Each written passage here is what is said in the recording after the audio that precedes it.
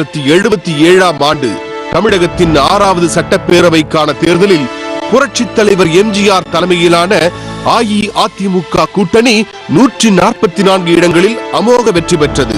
இதில் அஇஅதிமுக மட்டும் தமிழக மக்களின் ஏகோபித்த ஆதரவுடன் 131 இடங்களில் அமோக வெற்றி கண்டது. மக்கள் மனம் என்ற சிம்மாசனத்தில் அமர்ந்த புரட்சித் தலைவர் 1977 தேர்தலில் அமோக வெற்றி பெற்று மக்களின் ஏகோபித்த ஆதரவுடன் முதன்முறையாக ஆட்சி கட்டலில் அமர்ந்தார்.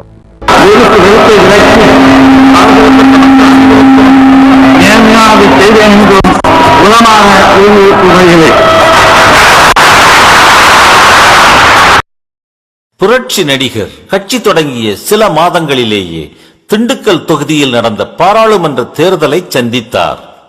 மக்கள் பொன்மனச் செம்மலின் பக்கம் என்பதை உலகிற்கு காட்டினர்.